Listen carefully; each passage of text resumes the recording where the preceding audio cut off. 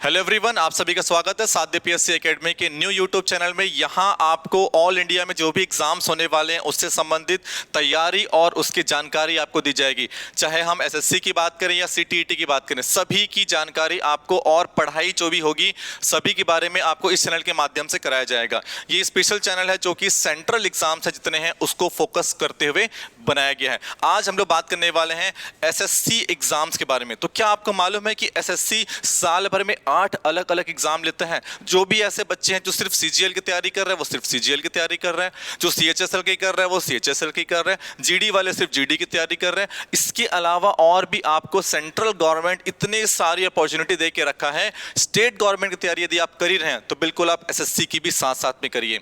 ये हैं सारे वो एग्जाम्स जो एसएससी साल भर में लेता है। 8 अलग अलग एग्जाम्स लेता है। इसके क्वालिफिकेशंस, इसके डिटेल्स सभी के बारे में हम चर्चा करेंगे और क्या क्या इस पे डिपार्टमेंट्स है जहां पर आप जाके जॉब कर सकते हैं, ये सभी पे आज मैं आप लोगों को डिटेल में बताने वाला हूं। तो बिल्कुल हमारे साथ जुड़े रहेंगे शुरू से लेकर अंत तक। यदि आपको सारे एग्जाम्स के बारे में जानकारी लेना है तो बिल्कुल आप, और वीडियो अच्छा लगे तो अंत में वीडियो को एक बार जरूर लाइक कर देंगे और हमारे चैनल को सब्सक्राइब भी जरूर करके रखिएगा। एक एक करके सारी चीजों के बारे में हम देखते हैं। स्टार्ट करते हैं एमटीएस। एमटीएस मींस ये होता है आपका मल्टीटास्किंग स्टाफ। विभिन्न विभाग और मंत्रालय में जो हमारे जो इंडिया गवर्नमेंट है उसके विभाग और मंत्रालय हैं, वहां पर जितने भी स्टाफ्स की जो आवश्यकता पड़ती है, यानी कि जो नॉन गजेटेड यानी कि नॉन टेक्निकल, जो नीचे स्तर पे जितने भी स्टाफ है जो हमारे काम को सुचारू रूप से बनाने के लिए हमारा सहयोग देते हैं, उन सभी की भर्ती एसएससी जो एमटीएस के माध्यम से होता है। इसके लिए जो मिनिमम क्वालिफिकेशन है वो सिर्फ और सिर्फ 10th है। यदि आप 10th पास हैं तो बिल्कुल आप इसके लिए अप्लाई कर सकते हैं। और जैसे कि मैं आपको बताया कि non technical non gazetted post हैं तो ये इसके लिए आप बिल्कुल अप्लाई कर सकते हैं और इसको हम लोग ग्रुप सी पोस्ट के नाम से भी जानते हैं। जैसे कि आप सब लोग जानते हैं कि रेलवे में भी ग्रुप सी डी होता है, जिन्हें कि जो सबसे नीचे कैटेगरी के जो वर्कर्स होते हैं जो मैक्सिमम काम करते हैं उनके लिए एसएससी भी एग्जाम्स लेता है, जिसको हम लोग बोलते हैं ग्रुप सी। आगे बात करेंगे दोस्तों, हम बात करेंगे CHSL, combined higher secondary level, यानी कि ये होता है आपका 12th बेसिस पे। 12th बेसिस यदि आप 12th पास हैं तो बिल्कुल आप इस एग्जाम के लिए एलिजिबल हैं। आगे आने वाले वीडियो में हम चर्चा करेंगे हर एक एग्जाम्स को लेके कि कौन कौन से एग्जाम में क्या एज क्राइटेरिया होता है, क्या उसमें एग्जाम्स के पैटर्न्स होते हैं, negative marking, marks, passing marks, सब चीज के बारे में चर्चा करेंगे। आज हम सिर्फ चर्चा कर रहे हैं उनका एक ओवरव्यू। आप देख पा रहे होंगे सीएचएसएल 12th बेसिस पे होता है। इसमें जो पोस्ट जो होते हैं वो है data entry operator, DEO, data entry operator. जो विभिन्न विभाग हैं, विभिन्न मंत्रालय हैं, सभी में डेटा एंट्री ऑपरेटर्स की काफी मात्रा में आवश्यकता होती है। तो उसकी भर्ती किसके माध्यम से होती है? सीएचएसएल के माध्यम से होती है। और यदि हम बात करते हैं और इसमें लोअर डिविजनल का, जिसको हम लोग बोलते हैं LDC, postal assistant and court clerks की भर्ती जो होती है ये हमारे सीएचएसएल एसएससी के माध्यम से होती है। तो बिल्कुल आप इसकी तैयारी करते रहिए दोस्तों।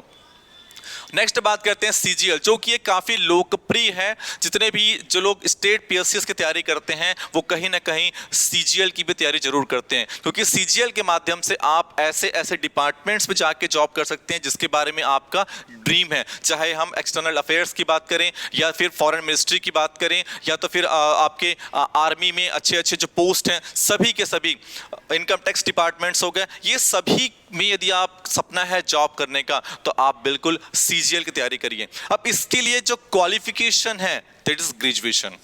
यदि आप ग्रेजुएट पास हैं कोई भी स्ट्रीम से, कोई भी मिनिमम परसेंट से यदि आप पास हैं तो बिल्कुल आप इसकी तैयारी कर सकते हैं और इसके लिए आप फाइट कर सकते हैं। इसमें इसको group B and C post कहा जाता है। ये नॉन गजेटेड ऑफिसर पोस्ट होता है। इसमें जो आपको डिपार्टमेंट्स मिलेगा, NIA, national investigation agencies, narcotics department, junior statistical officers के जो एग्जाम्स होते हैं उसमें एक अलग से और एक पेपर ऐड किया जाता है।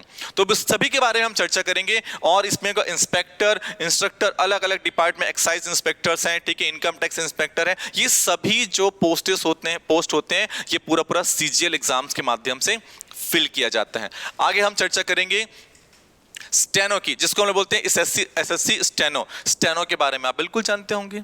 स्टेनो यानी कि शॉर्ट हैंड, जो एक सिंबॉलिक लैंग्वेज है, वो सिंबॉलिक लैंग्वेज यदि आप पास हैं तो आप इसकी तैयारी कर सकते हैं।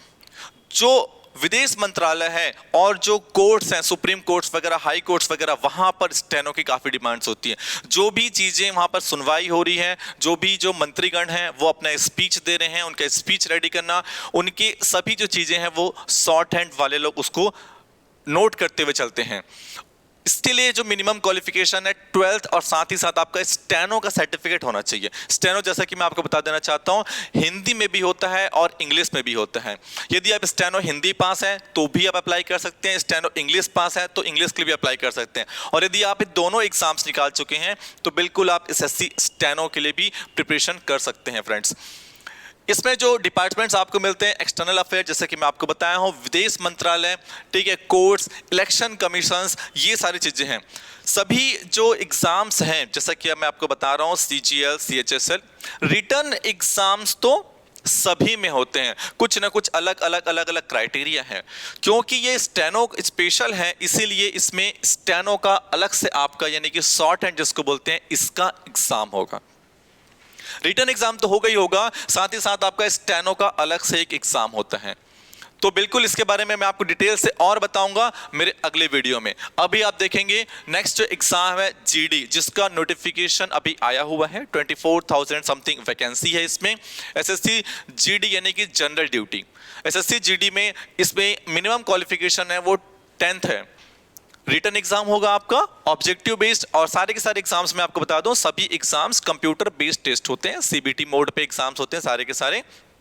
और इसमें फिजिकल भी होगा। फिजिकल में सिंपल फिजिकल है, और जो इसमें जो आपको डिपार्टमेंट्स यानी कि मैं बोलना चाहूंगा जो विभाग हैं, border security force, CISF central industrial security force, ठीक है, Assam rifles, Indo Tibet border police, national investigation agency, central reserve police force, ये सारे जो डिफेंस रिलेटेड जितने भी विभाग हैं हमारे, सभी में जो जनरल ड्यूटी के लिए जो पोस्ट के लिए जो एग्जाम्स होता है वो होता है SSC GD के माध्यम से। यदि आप अपने स्टेट एग्जाम्स की तैयारी कर रहे हैं जहां पर आप पुलिस कांस्टेबल बनना चाहते हैं जनरल ड्यूटी के लिए, तो क्यों ना हम सेंट्रल डिपार्टमेंट में जाके यानी कि इंडिया लेवल पे हमको ड्यूटी करने का मौका मिले, बॉर्डर्स में हमको जाने का मौका मिले। तो ये एक कंप्लीट इंफॉर्मेशन है और इसकी क्लासेस बहुत जल्द हमारे चैनल पे भी स्टार्ट होने वाली है। आगे हम देखते हैं SSC CPO यानी कि सेंट्रल पुलिस ऑर्गेनाइजेशन। आप लोग नाम सुनेंगे दिल्ली पुलिस में जो भर्ती होती है वो कहीं ना कहीं SSC CPO के माध्यम से होती है। सेंट्रल पुलिस यानी कि आप इसको नॉर्मल पुलिस फोर्स भी बोल सकते हैं। पुलिस फोर्स के एग्जाम्स के लिए मिनिमम क्वालिफिकेशन इसकी हम बात करें तो ग्रेजुएशन है। रिटर्न एग्जाम होगा, साथ ही साथ जितने भी डिफेंस वाले जो पोस्ट होते हैं वहां कहीं ना कहीं फिजिकल एग्जाम्स भी होता है। तो रिटर्न एग्जाम होगा आपका, फिजिकल एग्जाम्स भी होंगे। अब वो कितने स्टेजेस में होता है इसके बारे में चर्चा हम, जैसे कि मैं आपको पहले ही बता चुका हूं, अगले वीडियो पे करेंगे। इसमें जो आपको पोस्ट मिलेंगे सब इंस्पेक्टर की पोस्ट या तो फिर दिल्ली पुलिस में आप बिल्कुल इसके माध्यम से ज्वाइन कर सकते हैं और देश की सेवा करने का मौका मिलेगा आपको। नेक्स्ट और भी एग्जाम्स हैं उसके बारे में मैं आपको बता देना चाहता हूं, जैसे कि नेक्स्ट है SSC JEE यानी कि जूनियर इंजीनियर। ये एक टेक्निकल पोस्ट होता है दोस्तों, ये एक होता है एक टेक्निकल पोस्ट SSC जिसको बोलते हैं जूनियर इंजीनियर। क्योंकि एक टेक्निकल पोस्ट है तो इसके लिए आपके पास टेक्निकल क्वालिफिकेशंस भी होने चाहिए। टेक्निकल क्वालिफिकेशंस में यदि आप डिप्लोमा है या आपके पास डिग्री है यानी कि डिप्लोमा एंड डिग्री है आपके पास, तो आप बिल्कुल इसके लिए अप्लाई कर सकते हैं। और ये इसकी एक टेक्निकल पोस्ट है। ये यदि आपके पास 3 कोर ब्रांचेस हैं, सिविल, इलेक्ट्रिकल एंड मैकेनिकल, यदि आप ये 3 ब्रांच से डिप्लोमा या डिग्री किए हुए हैं तो आप SSC एग्जाम्स क्रैक करके जूनियर इंजीनियर पोस्ट पे आप जा सकते हैं। जूनियर इंजीनियर से आप असिस्टेंट इंजीनियर या सीनियर सेक्शन इंजीनियर के लिए आप प्रमोट होते हैं। तो ये काफ़ी अच्छा होता है। जितने भी डैम्स वगैरह होते हैं या फिर जितने भी प्रोजेक्ट हैं हमारे, डैम से संबंधित प्रोजेक्ट्स हो गए, हाईवेज जो बनते हैं, रोड्स वगैरह बनते हैं, वहाँ सभी जो वर्क करते हैं वो यही जूनियर इंजीनियर्स जो यहाँ से बन के जाएंगे उस डिपार्टमेंट्स में और वहाँ पर वो काम करेंगे। सैलरी के बारे में और बाकी एग्जाम के डिटेल के बारे में हम बिल्कुल आगे वीडियो में देखेंगे। नेक्स्ट जो SSC एग्जाम लेता है JST जूनियर हिंदी ट्रांसलेटर, जिसको हम लोग कभी कभी JT के नाम से भी जानते हैं, जूनियर हिंदी ट्रांसलेटर। इसके लिए जो मिनिमम क्वालिफिकेशन दोस्तों वो है PG पोस्ट ग्रेजुएशन।